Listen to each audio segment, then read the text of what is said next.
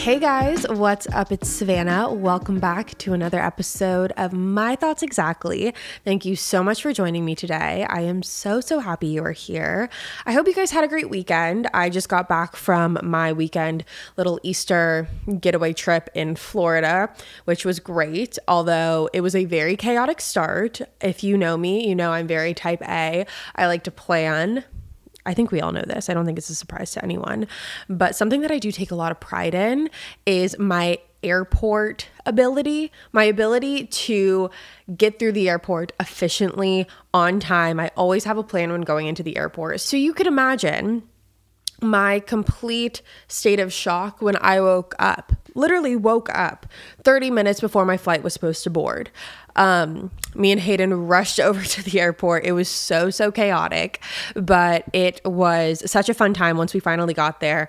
We got there, it was great, and we got back last night. So that was our little Easter weekend. If you don't know, it was Easter. So if you did celebrate, I hope you had a great Easter. If you don't, I hope you just had a great weekend. And I'm really happy you're here today with me.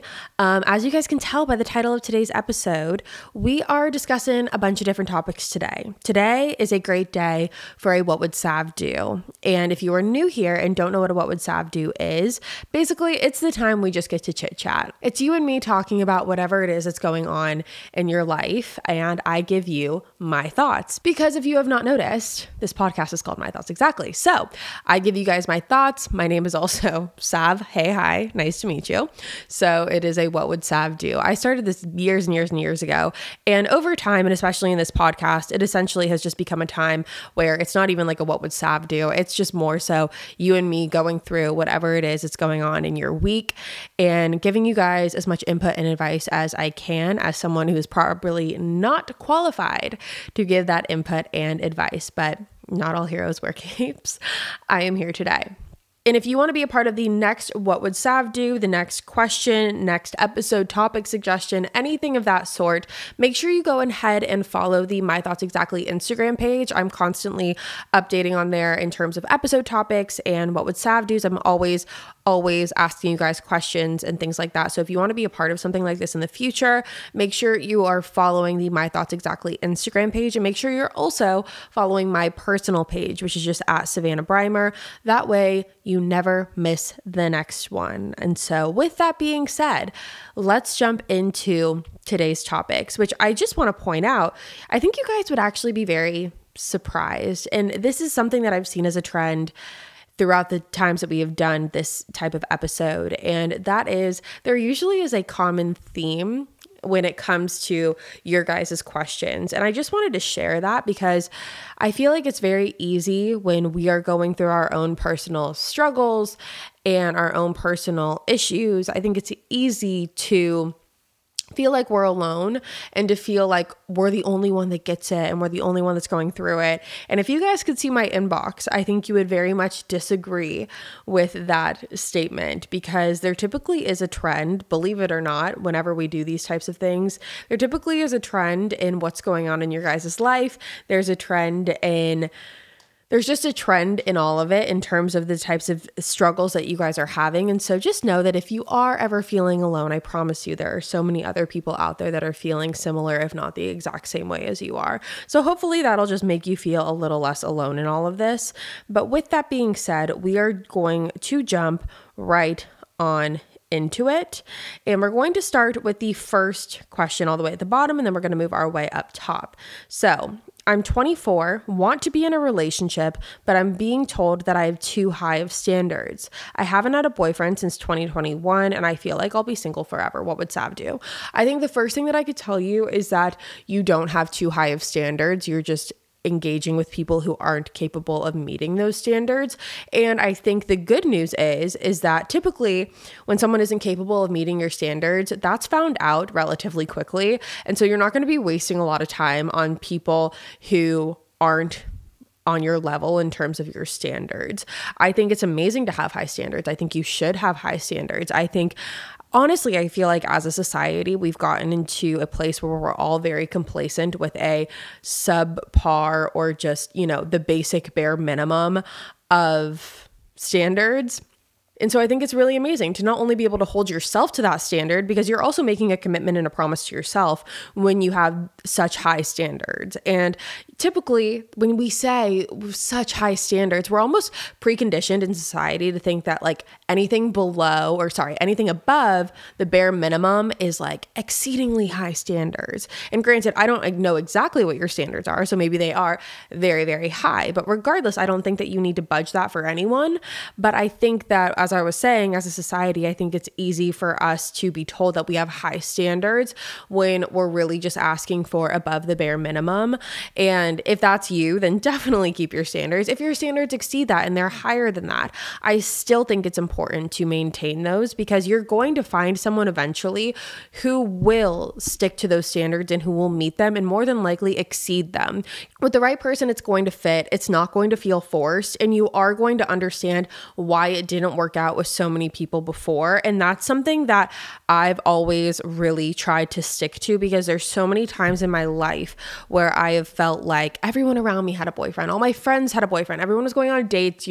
Everyone else had boyfriends. And granted, I didn't have, exceedingly high standards. I was probably in the category of the bare minimum there for a while. We've gotten out of that, but for a while, that's where it was at. And I think that it's just really important to remember that when you meet the person that fits with you, you're going to understand why it didn't work out all those other times before. So, leading up to where I'm at today, every time I would date a new person, I would be like, oh my gosh, I get it. That's why it didn't work out beforehand, when I was so heartbroken over something not working out, or so heartbroken over, a date going wrong, or whatever it was. Like if something didn't work out and I was upset about it, I would then just in a few short weeks realize, okay, that's why it didn't work out. The lesson will always reveal itself. And so what I would tell you is just not to focus so much on the fact that, oh my gosh, I'm going to be single forever, whatever. Because the fact of the matter is, no, you're not. You're not going to be single forever. And there's probably going to be a time where, or this is what I like to tell myself, and this is what I tell my friends, this is what I tell anyone that's, going through a season of singleness, is to embrace this time. And you might be sitting there being like, Savannah, I've embraced it for 2 years. I am over it. I don't want to embrace it anymore. I would just say, embrace it as much as you can, because there's going to be a time where you're going to be in a relationship. You're going to find a person that's going to fit you and your standards and your expectations, and you're not going to be able to fully focus on yourself as much as you are now. So I would just say to focus on yourself for the time being. And I promise you, it's going to happen. And also, you're 24. And I think that that's really important to remember too, is like, there's so much time. You have so much time. And I know that there's another question leading up to this in a little bit, this whole concept of, time and relationships and all of those things. And I'll dive into more of that when we get to that question in a little bit. But, something that I really want to emphasize is I feel like society kind of puts these, I don't want to say barriers, but kind of, or limits, or just expectations on us. Especially we see on social media, everyone is now getting married like really young. Millie Bobby Brown got engaged last night. She's 19 years old. So, things aren't happening for a lot of people at a much younger age, or maybe not just now. It could just be because of social media. We're now being exposed to things happening for a lot of people at a much younger age. But try not to compare yourself to that, because, everyone is on their own different journey. Everyone is on their own individual path. And if you spend your time comparing yourself to people, it's going to be really overwhelming. It's going to be very stressful, and it's going to infiltrate on the process of really enjoying this season of your life and being independent and being single. So what I would say is just take away all expectations in terms of like timeline. I'm going to be single forever. This is never going to happen for me. Take all of that away, focus on yourself, and keep your expectations, because like I said, the right person is going to come along and fit into it. What would Sav do if you've been having negative thoughts about your body? Okay. I think that this is something that I could probably make an entire episode on, just because I feel like I am far too familiar with this concept, and I think a lot of people are. And I think luckily, there's beauty and pain in social media, and the fact that, a lot of these stigmas of body image and what we've all seen and what's, considered conventionally beautiful and conventionally pretty and, all of that.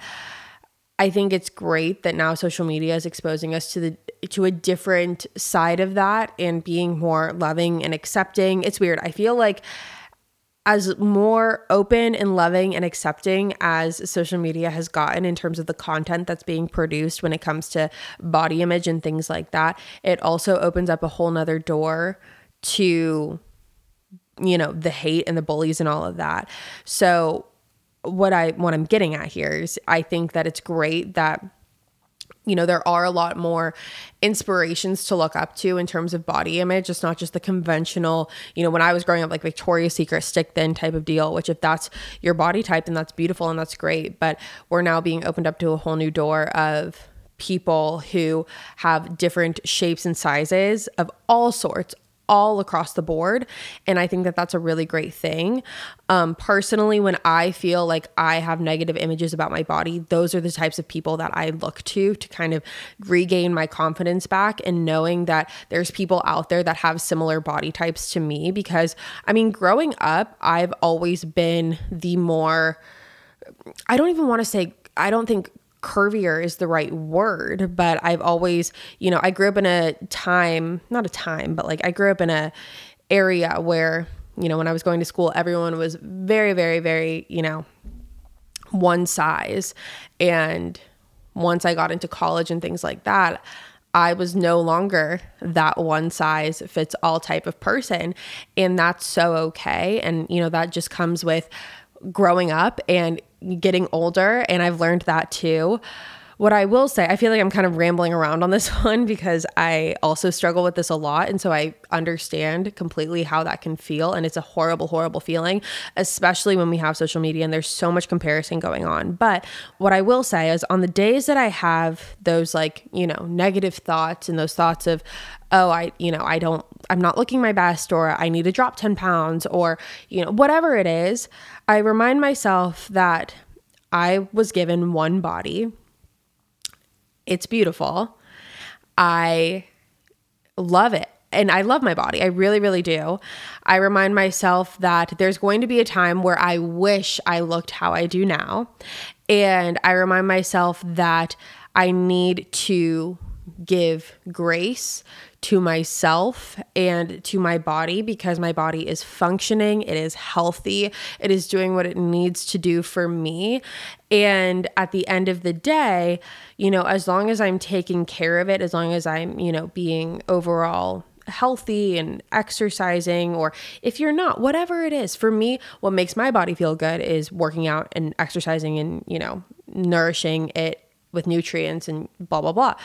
But at the end of the day, what I remind myself is I was given one body, and there's no point in me spending my years hating it or wishing it was something else. I think it's really important to remember that we are our own worst critics, and it is because we look at our body every day. We inspect our body every day. We know what our body looks like more than anyone. So therefore, we're going to be the most critical of it.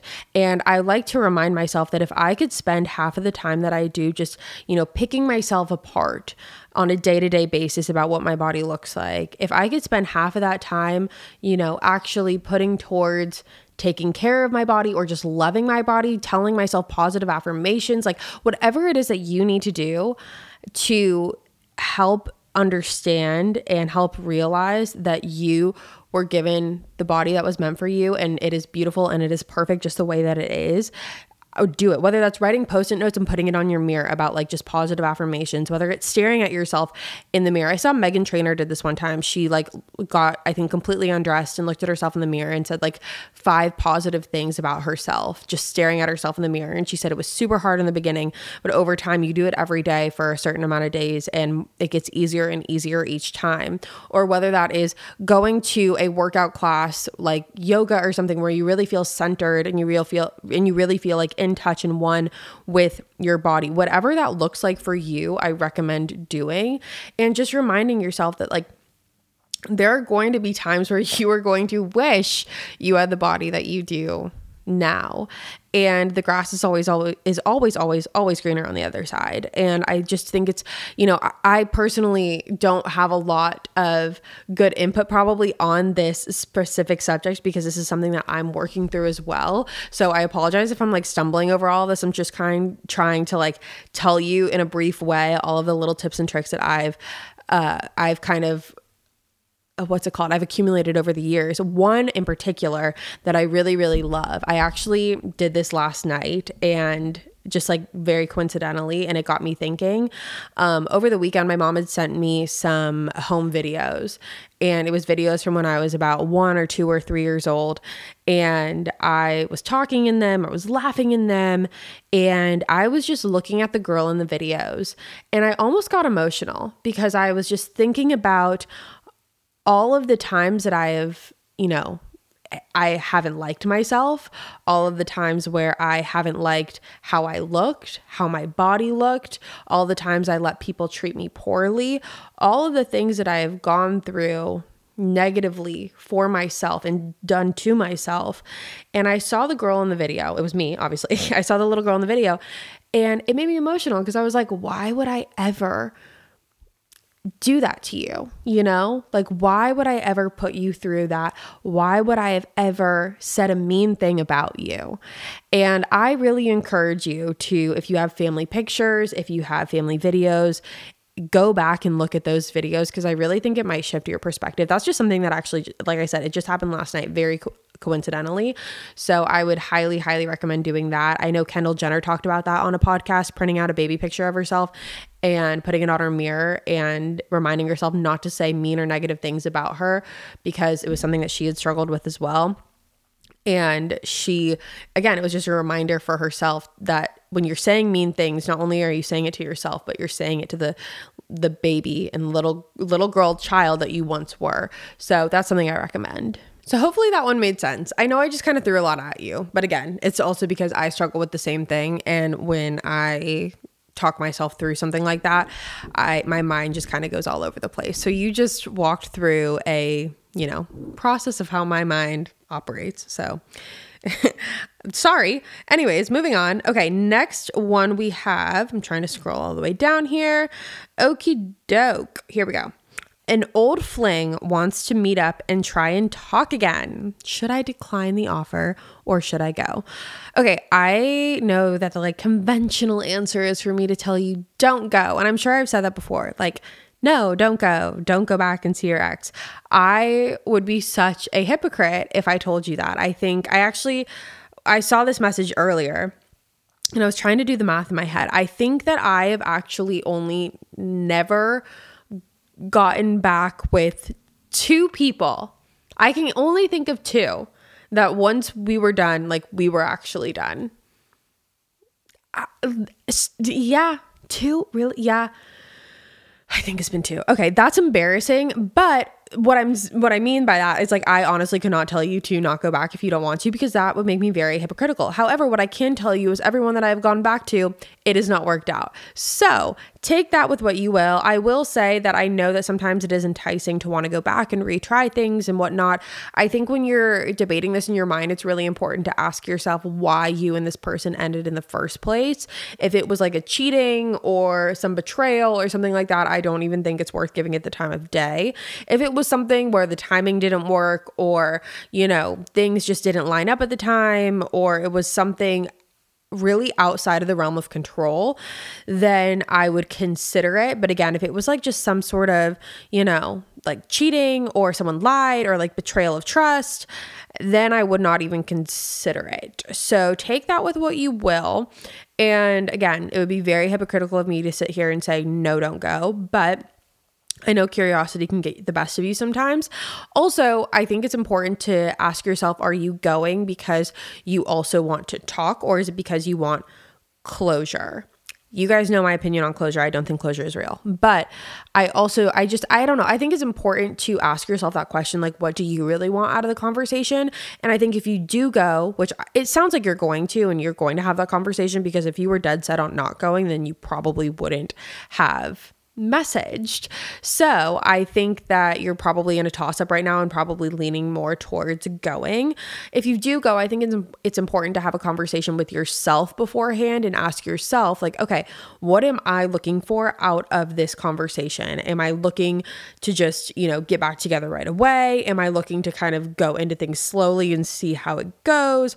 I think it's important that you have your own boundaries whenever you go into a conversation like this. So ask yourself what those boundaries are, and then make sure that those boundaries are respected during that conversation. And if they're not, then I think that goes to show that the person that you're with or trying to, repair things with isn't necessarily on the same page as you. And that's okay, but that needs to be acknowledged, and then you can move on from that.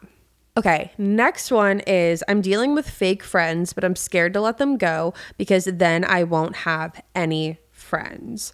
Now, here's the thing. I will put this on a billboard. I will put it on a refrigerator magnet. I will put it on a t-shirt. I will put it on a poster. I will put it everywhere. And that is that no friends are so much better than fake friends. And when here's the thing. Growing up, and when you're in high school and middle school and things like that, when you're going through school, I think something that, society, and I say society is like a broader term, but like something that, kids in school teach us is that the more friends you have, the more popular you are, right? So if you have the most friends out of anyone, like you're super popular and you're in a big friend group and whatever, but that's a that's a quantity friend group. Let me emphasize that. That is a quantity type of friend group. Then once you go into college and after college, you get out of college and you make that transition, your friend group is going to get smaller and smaller and smaller. It's just naturally how that transition goes. What I will say is take it from someone who has had a lot of friends, had no friends, had a couple friends. Like, I've done it all. It is so much better to have no friends than to have fake friends, because when you have no friends, you have a clean slate, right? So you have no friends, clean, fresh start. You can start making real friends, and you will. It's not like you're never going to have friends for the rest of your life. It's just in that moment, you are removing the negativity from your life. You're removing the toxicity, not saying that they're bad people, but you're removing that fakeness, and you're only surrounding yourself with positive energy, positive vibes, people that uplift you, people who genuinely care about you and genuinely want the best for you, not someone or people, plural, who, are just kind of there as filler spots. Filler spots can always be interchanged, but I think it's so important to remember that having quality friends who genuinely care about you, and I can say this now because I feel like having been here for a year and a half, I really have gotten to a space where I have quality friendships. Having quality friendships with genuine people who care about you is truly unmatched. And again, like I mentioned, I've gone through an overload of friendships. I recycled many friendships in my life. Some of them I fucked up, some of them they fucked up, some of them we just grew apart and distanced ourselves. But I think, again, having quality core friendships are so important, because when you just have fake friends, like, what's the point? What benefit is that adding to your life? There are so many other things that you could be doing with your time rather than, watering a fake friendship. It just does not contribute to your life positively at all. And so I would say, don't be afraid of having no friends. I would be more afraid of having fake friends than I would be having I would be more afraid having fake friends than I would be having no friends. So if I were you, I would cut off the fake friends and focus on yourself, and you will grow friendships over time. When I moved to Nashville, I had no friends. I did not know a single person here other than my sisters and my family, but those weren't my friends. And so I just figured it out, and you will figure it out. I have a whole episode on how to make friends. You can do Bumble BFF. You can go to a workout class and just try and mingle that way. Just doing different hobbies like an art class or a paint and sip class and meeting people that way. There are so many different activities, and on Facebook too. There's so many different Facebook groups of girls who live in a certain city and they're going to try and get together and make friends, because making friends as an adult is hard. And I think, a lot of people don't talk about it, but there are ways that we can make it a little bit easier. So I say cut the fake friends off. That is I will stand on that forever. Cut the fake friends off. Focus on your own self and your relationship with yourself, and the true genuine friendships will come. But I would not be afraid of cutting off the fake friends. I would be more afraid of keeping them. My boyfriend, who is 20, is dying to have a baby with me, and I am 19, and I don't think I'm ready. What would Sav do? Okay, here we go. Here's the thing. I have a lot to say about this. So again, as I mentioned earlier, I think I mentioned this in the first question that we went over. I think a lot of times, society, and again, I say society as a broad term, but society has this way of making us believe that we have to get things done at a certain point and at a certain time. As I mentioned earlier, that means engagements, marriage, kids, the whole nine. I think it's so important to recognize that if you don't want any of those things, you do not have to follow any type of timeline. There's no timeline that is more important than the one you want for yourself.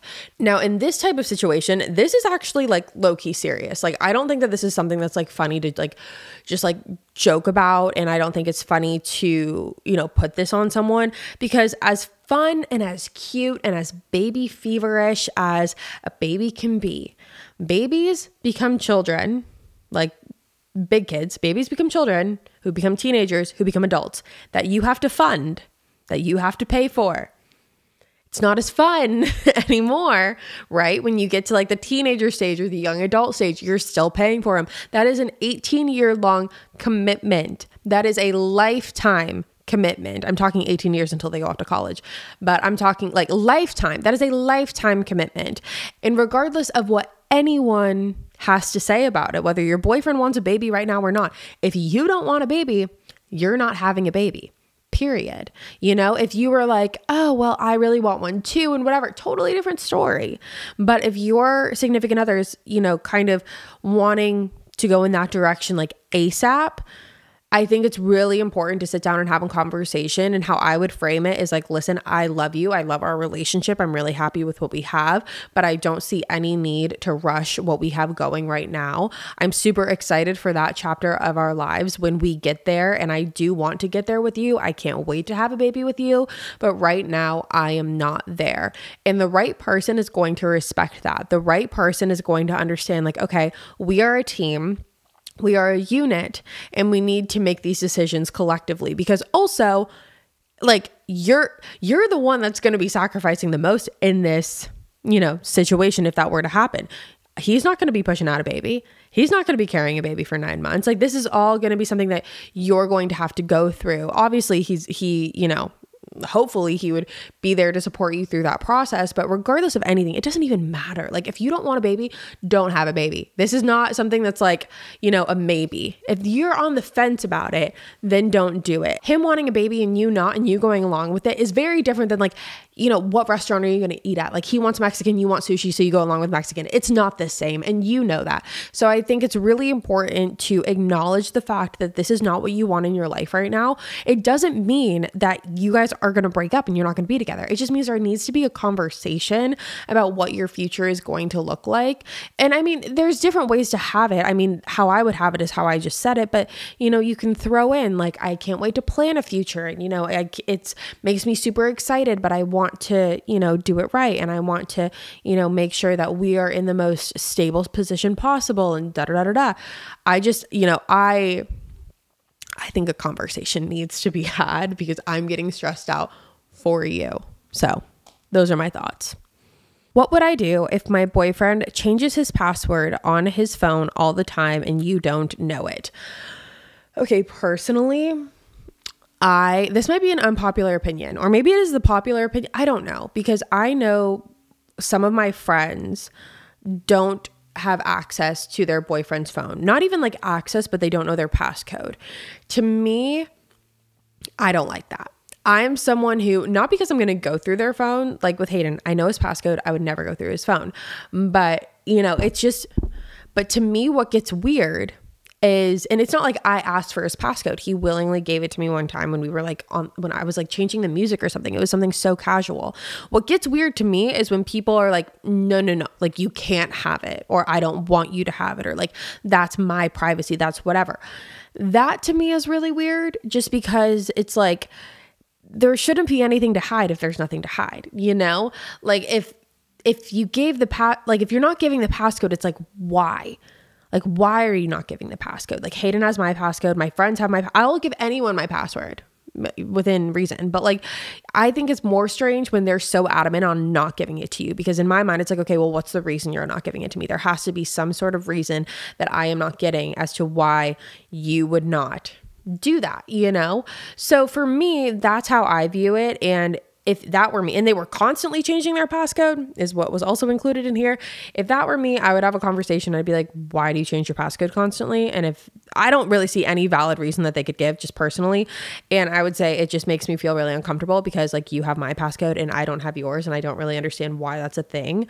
And I just, it just makes me uncomfortable. If someone was actively trying to hide something like that, I would be uncomfortable. Not saying there's anything going on, but if someone's like actively trying to hide something from you like that, it just seems a little sketch.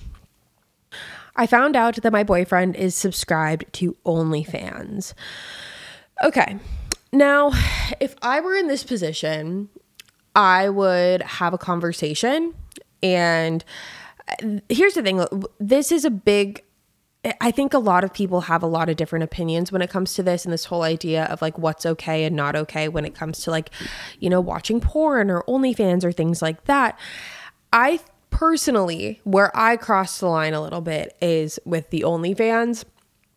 It's one thing if it's just, well, let me just put it this way. It seems like, to me personally, I feel like a little bit of a boundary is crossed if you're actively subscribing and paying for a specific person.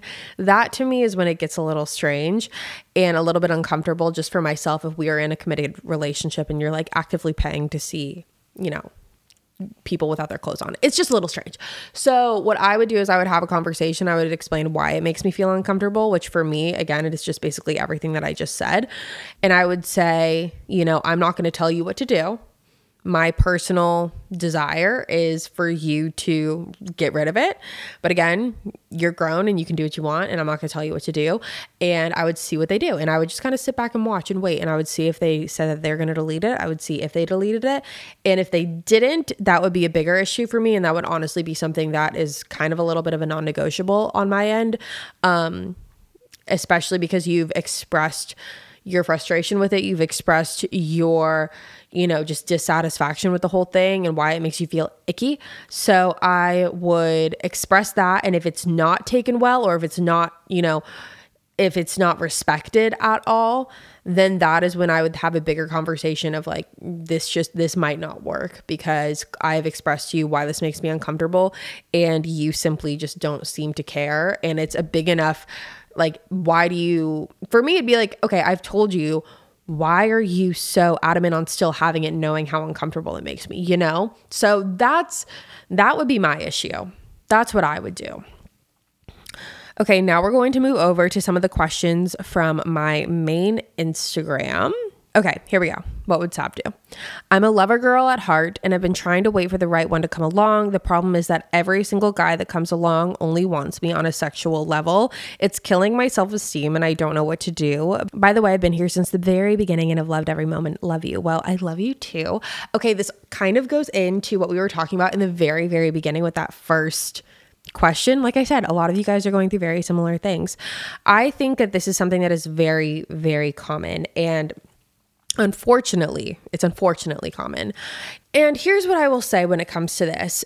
Unfortunately, you are never going to know someone's true intentions. I was actually having a conversation about this with, I forget who it was a while back, but I was having some conversations about this where personally, I don't believe that regardless of how long you wait to sleep with someone, that's really going to make a big difference in the end in terms of if they're willing to date you or not. I think that that's something that they, for guys, it's something that they just kind of know right off of the bat if they're willing to, not willing, but if it's something that, if they're interested in dating you, if they're putting you in the dating box or if they're putting you in the hookup box. I think guys know pretty much automatically. And so, I've done the game where I've waited 5, 6, 7 months, not by my own accord, but I've done the game where I've waited that long and thought, okay, that's, obviously if we're waiting that long, I'm in the dating box. No. And I've also done the game where I haven't cared and I'll have one night stands that turn into either long-term relationships or flings or situationships or whatever. So I think that it's important to, for me at least, what I believe is I don't believe in this idea that if you, regardless of when you sleep with someone, that it's going to affect the nature of the relationship. And I know that people are going to disagree with me on that because I think I've said that before and people have very openly disagreed with me on that, which is totally fine. We're all allowed to have our own opinions. I'm just basing this off of, conversations that I've had with my guy friends and, people like that. And I personally don't believe it makes too much of a difference. But that doesn't mean that you can't set your own standards and boundaries for yourself. Again, you're never going to know someone's full intentions, and if you ask them, they'll probably tell you exactly what you want to hear. That's just the nature of it, which sucks and is shitty. But I think it's just important that you maintain your own standards. So if you want to wait to sleep with someone, then you wait to sleep with them. And that's because that's your decision and it's your own standards. And if someone is coming at you in an only purely sexual way, you're going to be doing a process of elimination by taking out the ones that are strictly there for sexual purposes. If you stick to your standard and your boundary of abstaining from sex and from sleeping with someone until you're ready, you're going to be doing a process of elimination and getting rid of those ones. So I would recommend doing that. And again, you just have to follow your heart and follow your gut, because as I keep mentioning, you're never going to know someone's full intentions, which is scary, but it's just the reality of the fact. So as much as we can try and dissect someone to see if they're going to actually take this seriously on a more relationship standard, or just a romantic, hopeless romantic, you said you're such a lover girl type of standard, or if this is just, another notch on their belt to them, I think it's important to remind yourself and to trust yourself that you're a good judge of character. I think oftentimes we get in our own heads and we forget that we need to trust ourselves and trust our instincts and trust our guts on these things, because we do know, women have this intuition. It's women's intuition. We know when someone is typically after one thing or after the whole thing, the whole package, the relationship. And there's going to be a few that are going to probably throw you through a loop. There are going to be a few surprises along the way, but for the most part, we understand and we know. And so I would just trust yourself and trust your gut on that, because the fact of the matter is that you're not ever going to be able to change someone. If they are set in their ways of just being purely sexual and just wanting one thing and going after one thing, you're never going to be able to change that. So it's just a matter of maintaining true to yourself and true to your standards and your boundaries and respecting yourself based off of that. But to the second part of your question, which is it's been killing my self-esteem, what I would say to that is to just be proud of yourself that you are able to stand strong and stand on your boundaries and your standards and your decisions, and try not to let it affect you that way. Because as I said earlier in the first one, there are going to be people that just fit. You're going to find people and have relationships where it just clicks and it just fits, and it's not going to matter, and you're going to understand why the ones in the past didn't work out, as I mentioned earlier. So I would just try and remember that you are the prize always. You are always the prize. And if these boys, and I say boys in capital letters, these boys can't, if they can't see that, then they are doing you a favor by the process of elimination. They always say that rejection is protection, rejection is redirection. All of those lines, they're cliches, but they're true. So just remember that you are always the prize.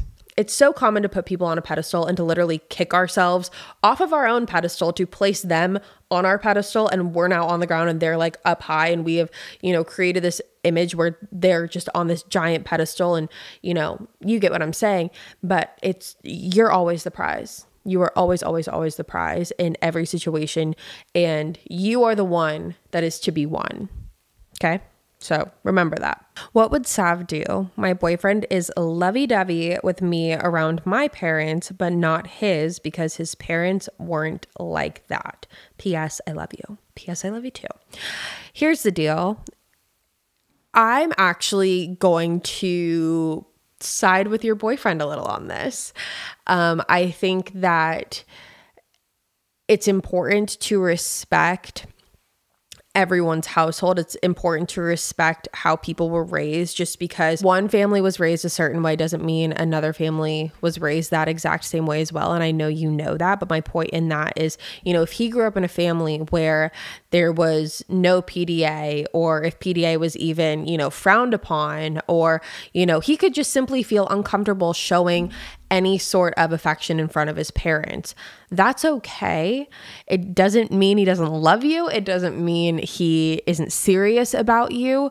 But when it comes to how someone is when it's in their environment, in their family, I always try and give a little bit of grace, just because you never really know the full picture as much as you think you know the full picture. And there is probably a million, or maybe not a million, probably like several underlying reasons why he doesn't feel comfortable showing affection in front of his family. And if it was in front of his friends or something like that, this would be a different conversation. But in front of his parents, I think it's just really important to be mindful and respectful of the fact that there's probably a reason that he doesn't feel comfortable showing that affection. And as long as he maintains that affection, like you said, he does it in front of your parents, as long as he maintains that affection throughout, every other aspect and facet of your relationship, then I think it's okay to give him a little bit of grace on that when it comes to his parents. If it's something that truly at your core bothers you, I would ask yourself why.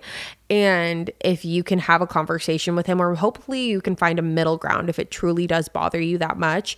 But again, I would just kind of approach the conversation with grace and with the understanding that, it's important to be respectful of how he handles his family. So that's what I would say personally. But with that being said, you guys, we're going to end this right here. Thank you so much for joining in with another episode of My Thoughts Exactly. I will be back next week with a brand new one. Again, if you're new here, hi, my name is Savannah. This is my podcast, My Thoughts Exactly. Make sure you subscribe so you never miss an episode. We post weekly on the podcast every Wednesday. You're not going to want to miss it. I will be back next week with a brand new episode for you guys, and I will see you there. Bye, guys.